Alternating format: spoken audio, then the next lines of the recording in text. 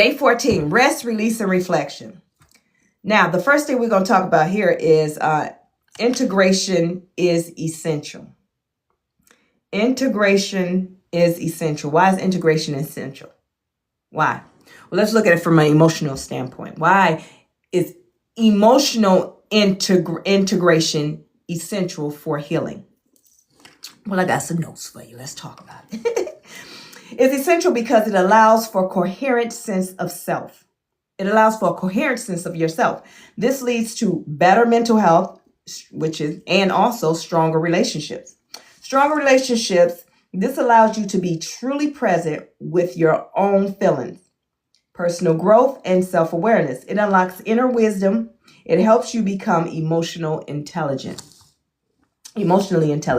And then effective action. This is a space between feeling and reacting, helping you choose the best suitable response. Now, the bottom line up front for emotional integration moves you from being fragmented and reactive to being whole and responsive. That is the whole purpose of this training.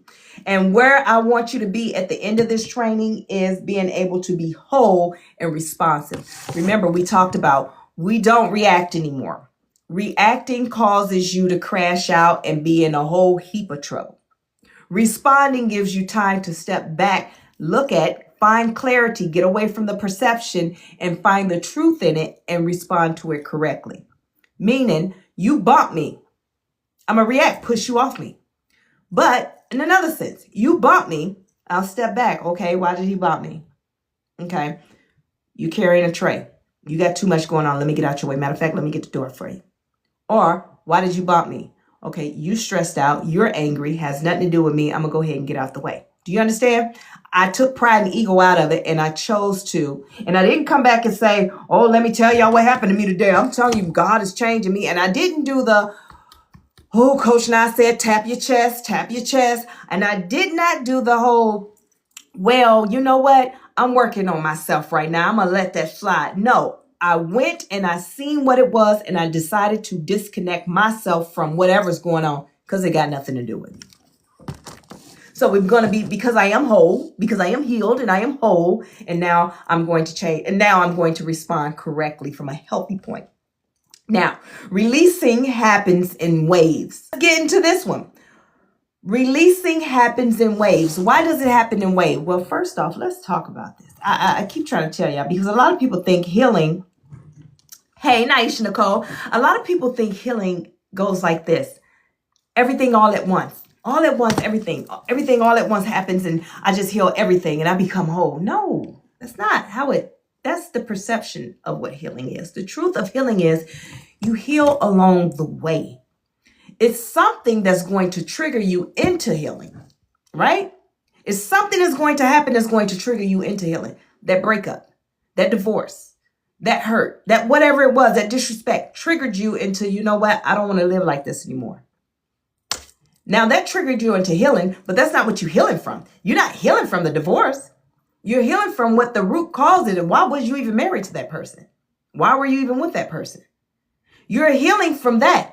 Now let's track that down. Did you love that person? Yeah, I loved them. But what is love to you? Well, love is when, he always buy me gifts. He always there for me. He always this or she always this. And she remind me of my mom, and she cares a lot. And this, but do you love her, or do you love the fact that she reminds you of someone that you love?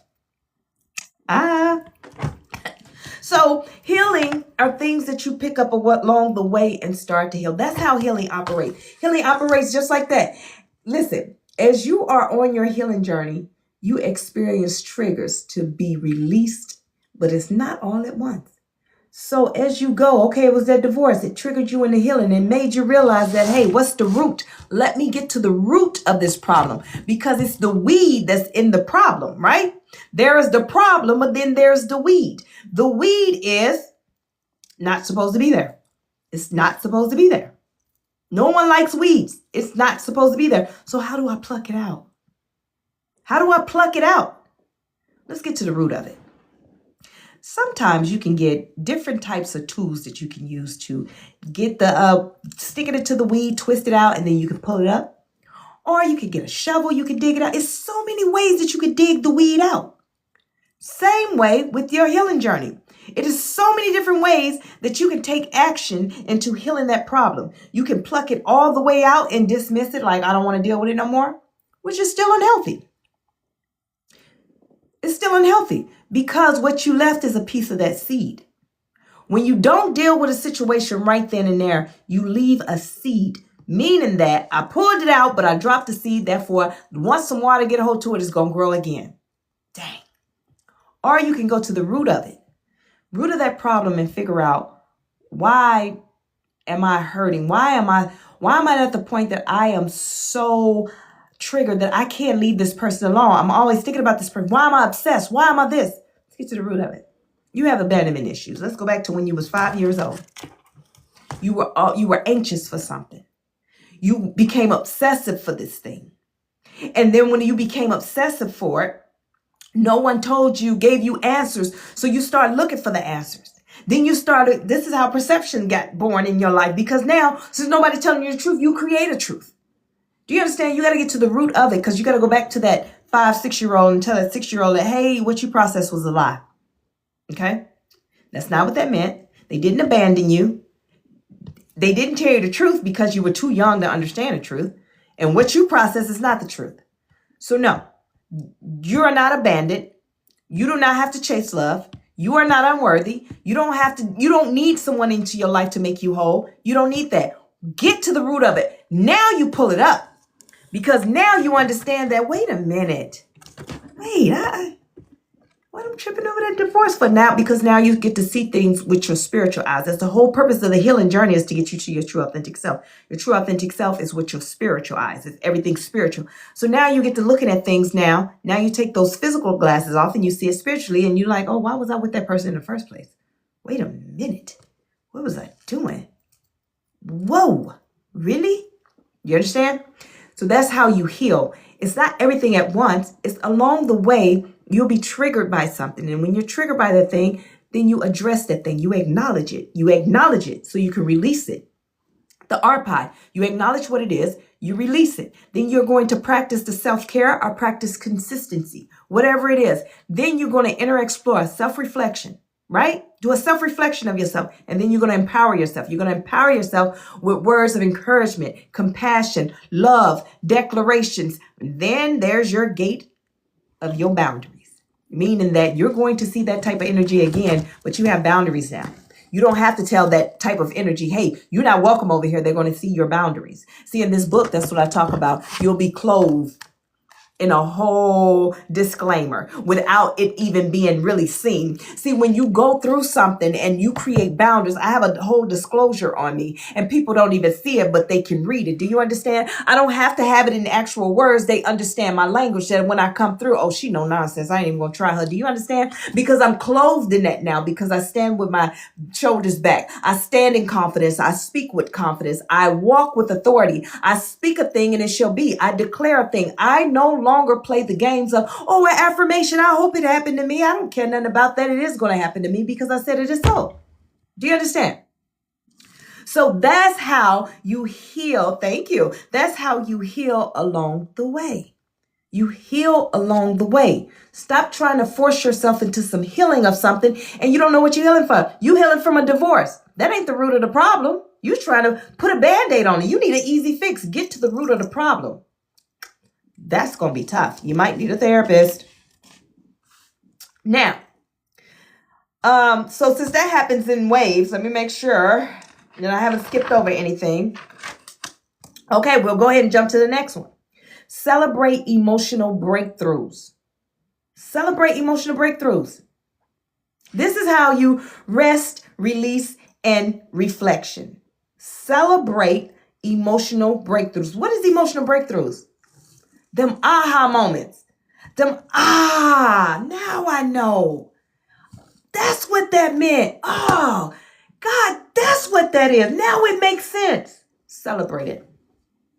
Celebrate it, not because of the fact you finally smarten up. You've always been smart. You know what affected that when people say, oh, man, I'm so dumb. I should have known that. I should have known that. No, you shouldn't have. If you should have known that, then you would have known it. It was a lesson in that you needed to learn. That's why it took you so long to get your aha moment. Because you needed to learn a lesson. Sometimes we hear things and feel things or see things, our aha moments. We miss the aha moments, or we don't get to the aha moments yet because we're guided by what? Pride, ego, past trauma, trust, broken trust, emotional. We are unemotionally intelligent. We don't understand it. The lesson for us to get to the aha moment is we have to understand that, oh, I put the wrong emotion to that feeling. So that's why it kept me from seeing the truth. What does that mean?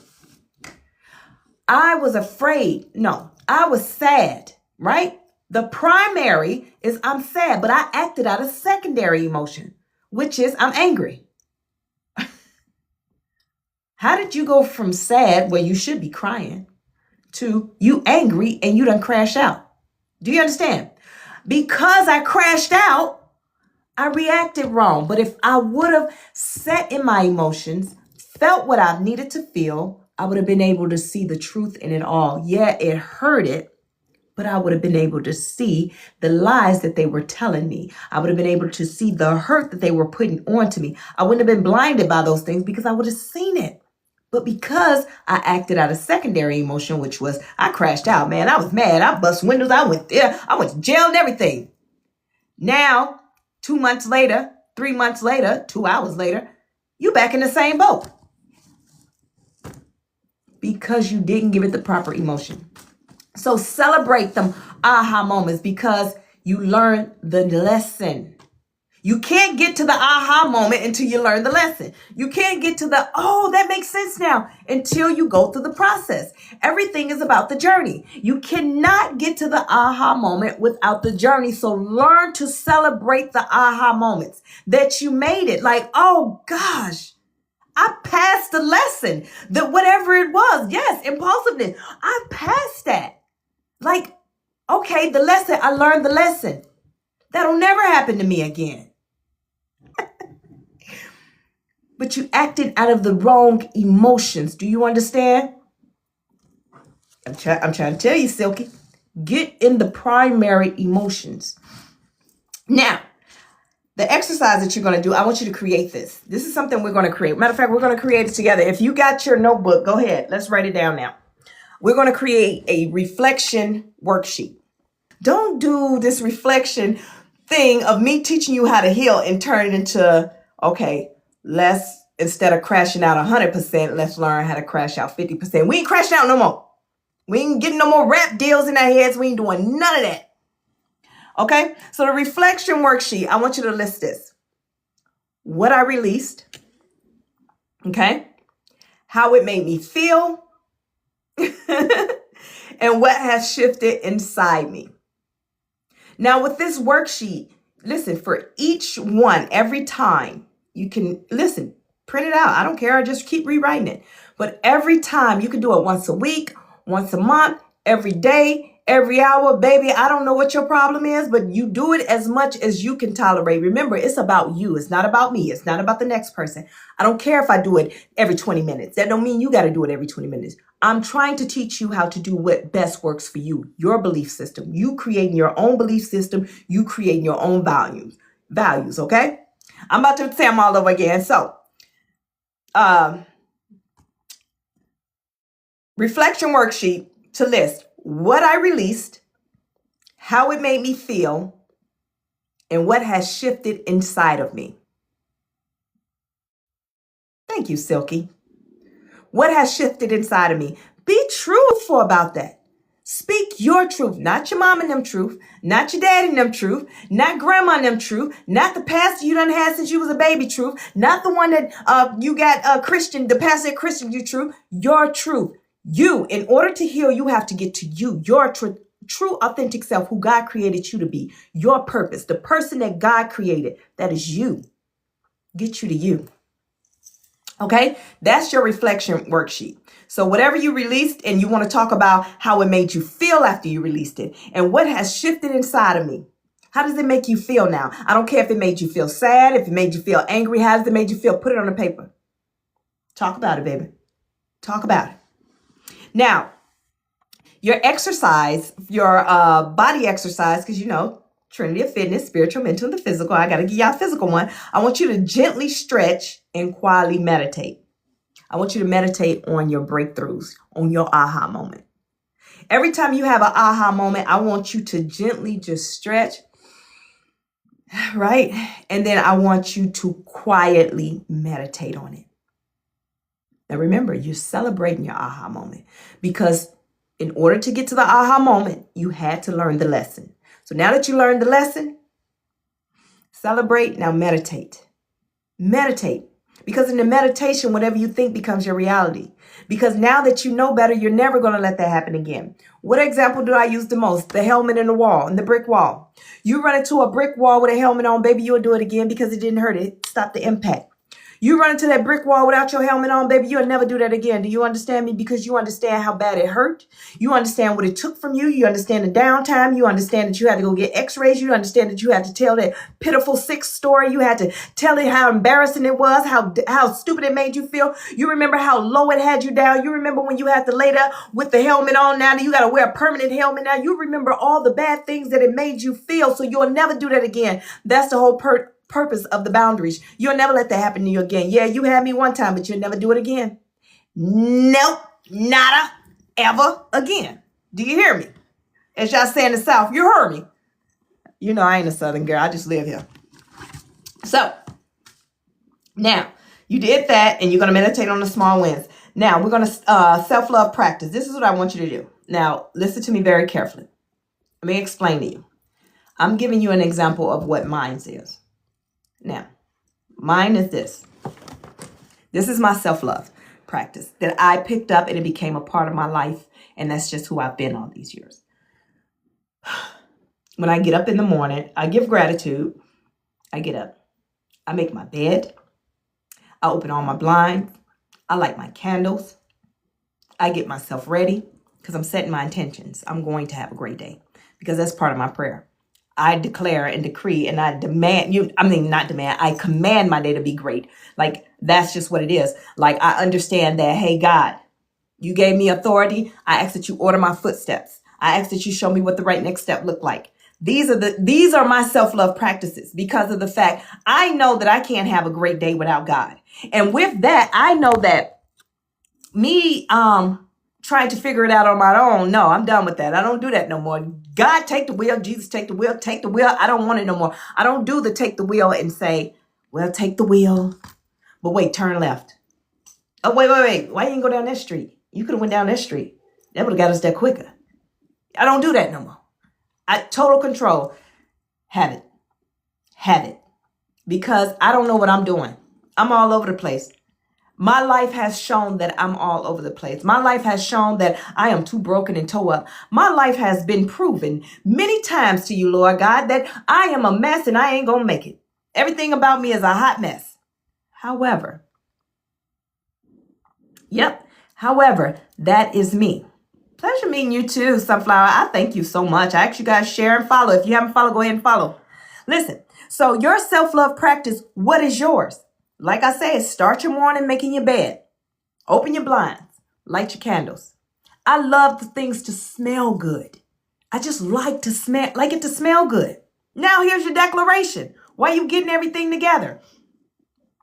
I honor my healing journey. Now you declared that. That means that it's truth. I honor my healing journey. So let me tell you what that means to me. I honor my healing journey.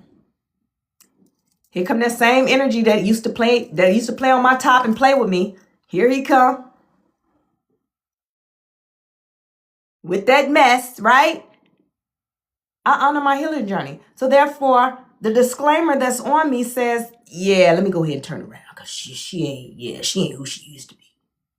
Man, I remember when she used to, And nah, bruh.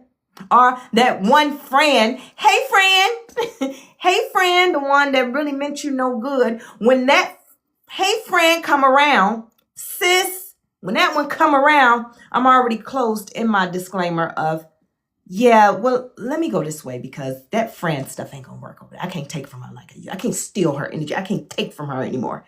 Do you understand? Things change when you start to declare things. I honor my healing journey, meaning I'm not going to put up with none of your mess anymore. I don't care what you got going on. Oh, you don't like me? Oh. I'm not even going to sit around to listen to you say, you don't like me. I don't care.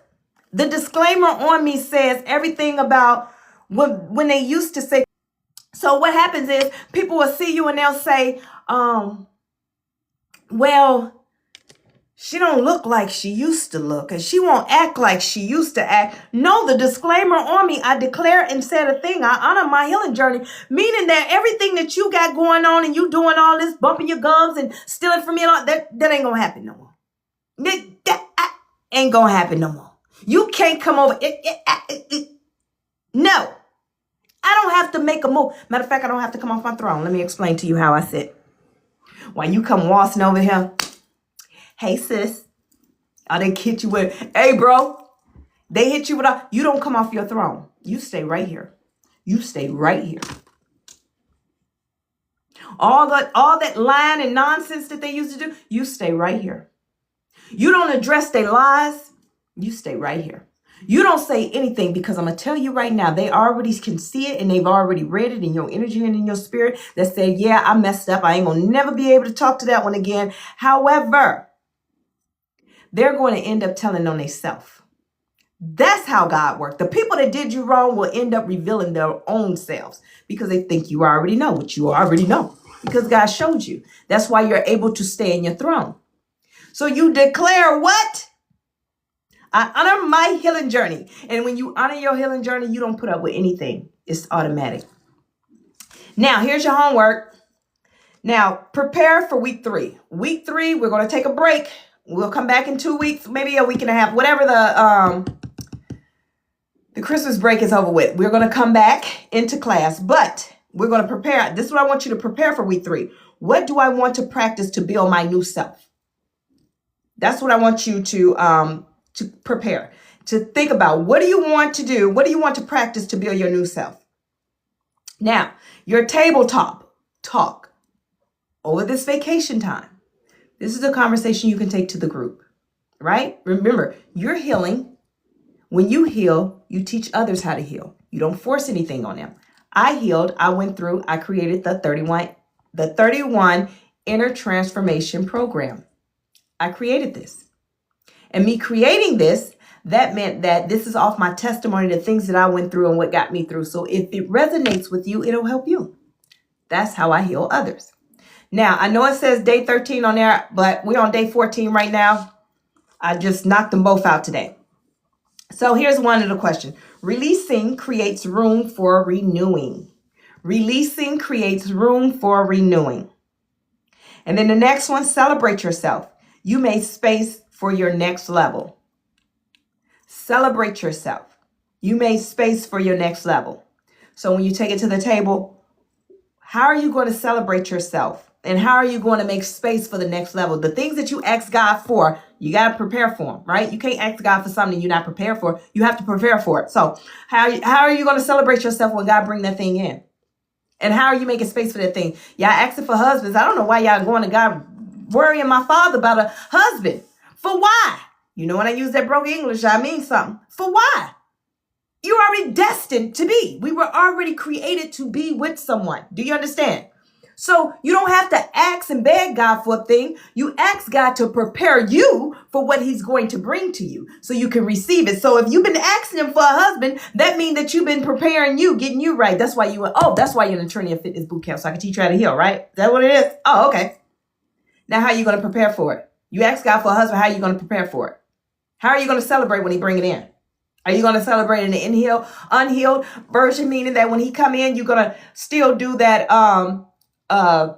what is it? The obsession, the doing too much, the constantly, hey, clinginess, fear. Are you going to bring that into the relationship? No. How are you going to celebrate it? You're going to celebrate it by giving God gratitude. Thank you, God. And how are you going to make space for it? By healing the brokenness that's in me that caused me to do the things that I did before, the obsession, the clinginess, the fear, the trust issues. I'm going to heal those things. I'm going to identify, I'm going to acknowledge, release, practice, inner explore, and empowerment.